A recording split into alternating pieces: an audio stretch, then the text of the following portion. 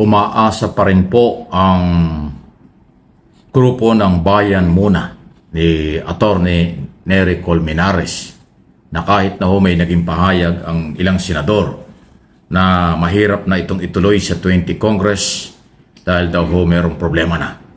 At parang sinasabi nilang dapat ito'y matapos sa 19 Congress na ilang araw na lang at mahihirapan na daw kung ituloy ito. Ito yung paliwanag ni Attorney Colmenares tungkol sa isyong ito.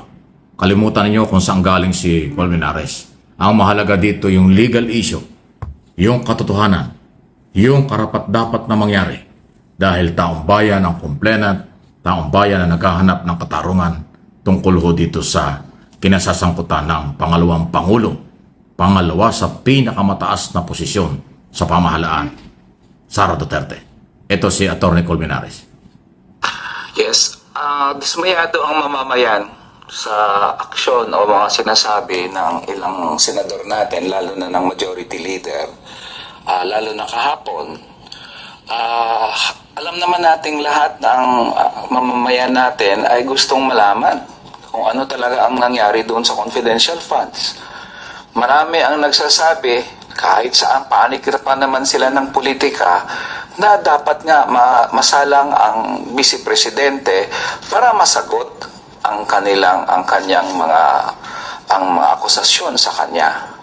Kaya nakakadismaya sa marami, at lalo na sa mamamayan, na dinidelay ang impeachment trial.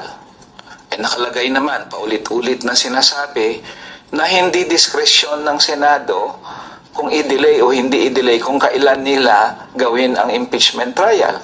Shall forthwith proceed, ang sabi ng konstitusyon.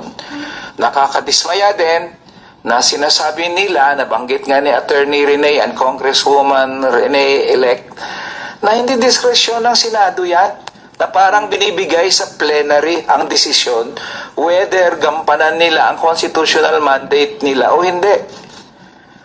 The Senate plenary is not supreme over the Constitution, and it is not up for the Senate to... Ayan o. So ayan, malinaw yan ha. Okay? Dali o yan, nawala tuloy yung audio. Nawala yung audio.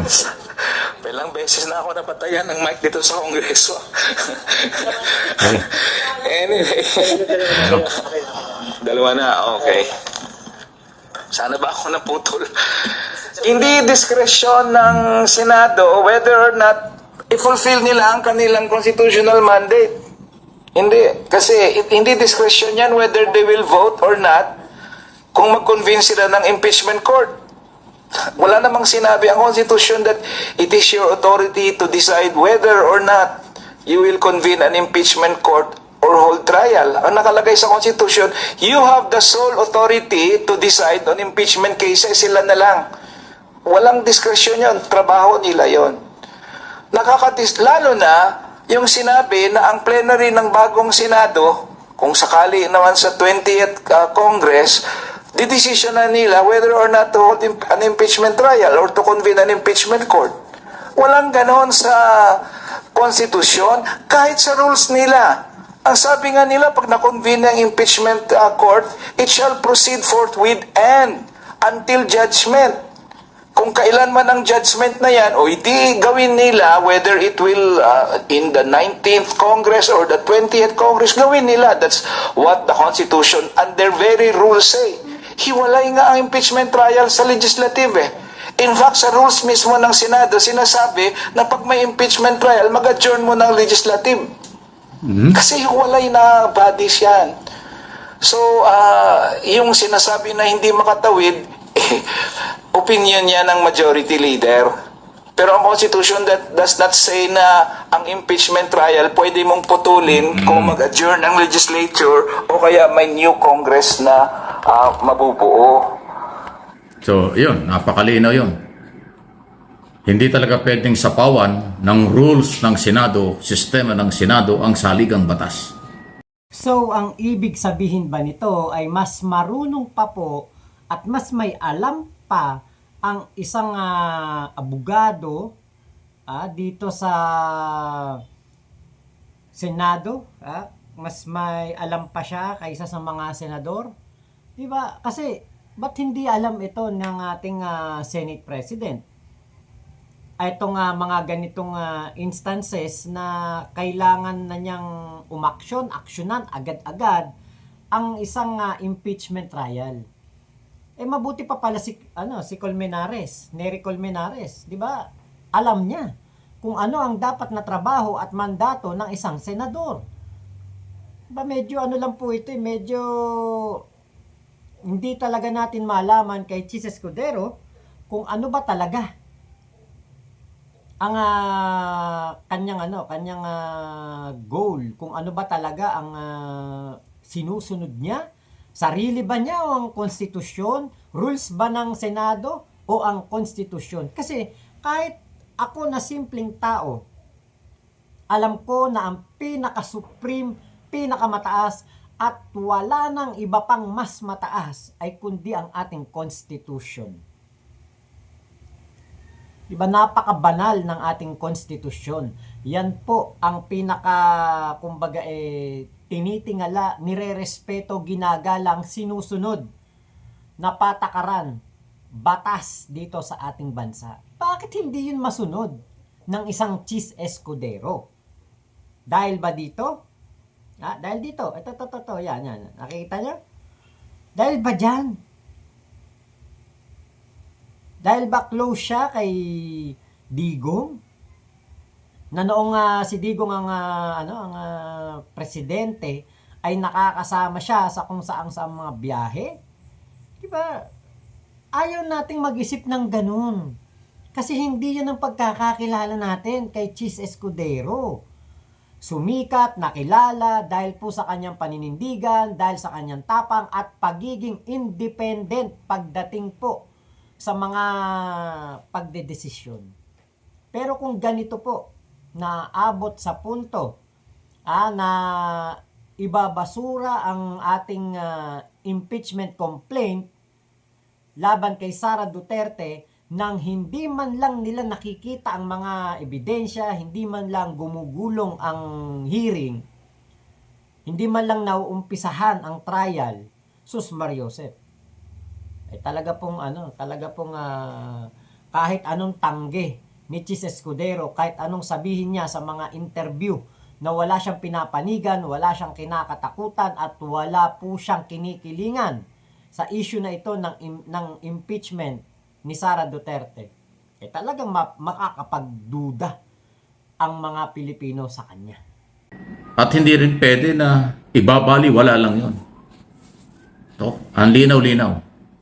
Hindi yan senador, pero abogado. Ayan ang sinasabi ni Colmenares. Ayan naman ang totoo.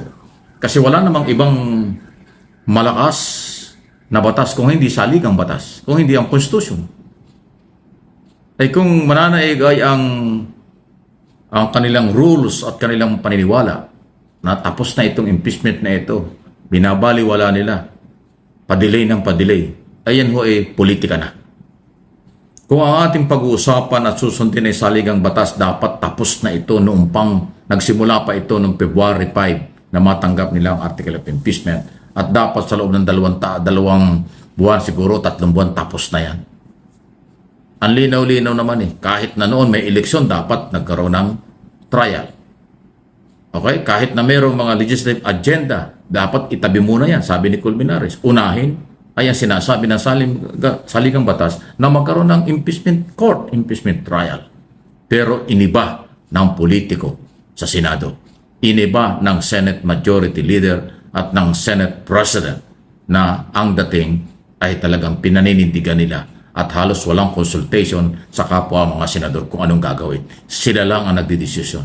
Yung tandem ni Escudero at saka po ni Tolentino ang matindi. Dahil sinasabi nga ni Tolentino, kung hindi matatapos sa 19th Congress, hindi na kailangan pag-usapan at wala nang pag-usapan sa 20th Congress. Oh my God! Ganon silang. Wala silang pakialam sa ebidensya. Wala silang pakialam sa proseso. Ang kanilang paniniwala, tapos na ito. Dahil tapos na ang Kongreso, ang 19th Congress. Kaya naman natapos ang 19th Congress na walang nangyari, sila rin ang gumawa ng pagdidelay. Kahit na sinong abogado ang sinasabi, kaagad-agad mag-trial after matanggap ang article of impeachment, ay February 5 pa yun eh. Wala silang ginawa sa loob ng 4 na buwan. Tapos ngayon, ang katuwiran ay wala na itong 19 Congress, tapos na. Wala nang panahon. 20 Congress, hindi na pwedeng ipasok yan, hindi na pwedeng pag-usapan yan.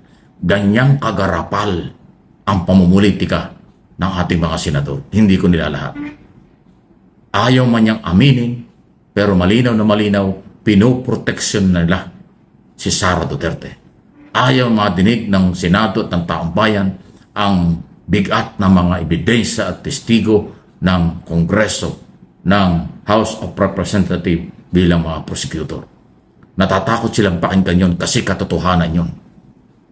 Kaya hanggat maaari, ginagawa nilang harangin, i-delay hanggang sa ma-technical at magkaroon na nga ng problema ng tuluyang pagka-dismiss. Madidismiss ang kaso ng hindi tinalakay. Madidismiss ang article of impeachment o impeachment ng walang prosesong matino.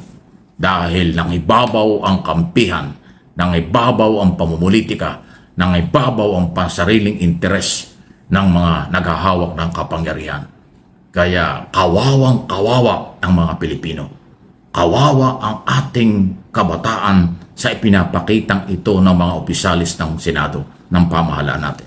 Pinapasweldo natin sila para sa kabutihan at dapat silang maglingkod. Pero ang nangyayari, meron silang pinoproteksyonan at pinapangalagaang pangsarili. Nakakalungkot, kaya malayang-malaya po kayo. Huwag lang kayong magmumura. Malaya po kayong magbigay ng anumang inyong saloobin at reaksyon sa nangyayaring ito. Dahil ang boses ng mamamayan ang mahalaga para sa lahat. Mahalaga dahil pera ninyo, pera ng taong bayan na ginagastos, pinapasweldo sa kanila ng mga senador ng Republika. Nga po, Sir Mike, tayo ang nagpapasahod sa mga politiko na ito, sa mga senador, sa lahat ng nakaupo sa gobyerno, magmula sa presidente hanggang sa barangay tanod. Tayo po na mga Pilipino, tax natin ang nagpapasahod sa kanila, pero hindi po tayo nasusunod. Yun ang masakit na katotohanan. Hindi po tayo susundin. Yung sinasabi nilang para sa mamamayan, para sa taong bayan. Dinggin ang boses ng mga Pilipino. Hindi po totoo yun. Boses lang po ng kanilang mga kaalyado ang kanilang dinidinig. Ang kanilang pinapakinggan. Selective ang kanilang tenga. Kapag po patungkol sa kalaban, ayan, ako, medyo dyan po sila nakikinig. Pero kapag para po sa taong bayan at para po sa interes ng kanilang mga constituents, hindi po nila yan papakinggan. Pero pag kunwari sa kalaban o kaya sa kakampi nila, naku, ang mga tenga niyan, ang lalaki, talagang kala mo mga harang na harang, mga tengang daga. Katulad nung biskwit na binibili namin doon sa Bukawi, sa Bernas. Yung tengang daga, ganun po ang tenga nitong mga mga politiko na ito, na wala pong ibang kinampihan o wala pong ibang inisip kung hindi po ang interes ng kanilang mga kakampi at ng kanilang mga kaalyado at yung meron silang mapapala. Pero pag sa atin, parang wala no, Sir Mike Abe, parang hindi po nila tayo papakinggan kasi ang gusto ng mga Pilipino, 88% ayon sa survey, gusto po na mapakinggan ang side ni Sara Duterte. Gustong malaman ang katotohanan kung ano ang nangyari sa napakalaking halaga na nalustay sa loob lamang ng 11 araw at ang budget po na 625 million o 612 million. Hindi po maipaliwanag. Kaya idinaan po sa impeachment. Kaya meron pong mga nagreklamo dahil meron pong mga hindi naliliwanagan kung ano ang nangyari sa napakalaking pondo ng pera ng bayan. Tapos kung ganito po kabagal, ganito po kaarte, ganito po tawag dito, yung ganito ka hina ang ating Senate President at ang mga senador. 'Di ba? Paano magkakaroon ng hustisya ang pera ng taong bayan? Lalo pa ngayon, merong pong bulong-bulungan at inamin naman ni Bato de la Rosa na galing sa kanyang opisina at balak niyang ipasa sa mga susunod na araw. Ito nga de facto dismissal ng impeachment trial ni Sara Duterte. Naku po. Baka po ito na ang magiging hudyat ng sinasabi nilang people power at hindi po ito para kay PBBM kung hindi para sa Senado. Dahil tsak na maraming Pilipino ang magagalit kapag hindi po natuloy ang impeachment trial. Dahil po, hindi lang naman 100,000 o 50,000 ang nakasalalay dito. Kung hindi po, 100,000,000. Di ba gusto natin ng transparency, gusto natin ng accountability? O heto yun. Ito ang isang pagpapatunay na kailangan at talagang meron pong power ang mga Pilipino pagdating po sa paghingi ng accountability at ng accountability. Transparency. Di ba? Ito yun eh. Ito yung power of the people. Baka po ito ay ma-convert sa people power. Diba, hindi natin to sinasabi na may mangyayaring ganyan dahil ayaw din natin yan. Pero, hanggang saan magtitiis ang mga Pilipino sa mga katiwalian na ginagawa ni Duterte at ng kanyang anak na si Sara? Hanggang saan? Nakita natin ang mga build program na nakatiwangwang lang, hindi mga naisakatuparan, kahit napakaraming pera ang nalustay. Nakita natin live, binantaan ni Sara Duterte ang mga presidente, ang ating First Lady at ang House Speaker. Nakita natin ang investigasyon ng Kongreso na kung saan ultimo pati mga artista ginamit ang pangalan para po makapangalumbat ng pera. Napakarami pong ginawa na kamalian. Napakaraming ginawa na kasalanan sa batas. At talagang ito'y ground for impeachment. Bakit po pipigilan? Bakit may pumipigil? Ano ba ang napapala ninyo sa mga Duterte? Bahala kayo. Baka mamaya, pagdating ng eleksyon, matulad kayo doon sa mga tao o mga supporter ni Digong na hindi na po nabigyan ng pagkakataong manalo dahil po sa ginawa nilang mga pagbabalimbing, pagtatraidor, at pangwawalang hiya sa gobyerno. Diyan nakasalalay ang kinabukasan ninyo, ang inyong mga political career dito sa impeachment trial na ito. Dahil ito po'y tatanim habang buhay sa isipan ng mga Pilipino. Kapag nakita nila mga pangalan ninyo, ay ito yung yung humarang sa impeachment trial, ay ito yung tatamad-tamad na nagpa-delay ng impeachment trial. Nako, aayawan po kayo. Salamat po sa inyong lahat sa pagsama sa aking vlog na ito. Salamat kay Sir Mike Abe sa kanyang video na ating nireaksyonan. Ingat po kayo. Nasaan mang panig kayo ng mundo, support po ninyo MA Pinoy TV at Mike Abe Opinions dito po sa YouTube. Momo Chup Chup. Love you, love you. God bless us all Pilipinas. God first. Salamat po.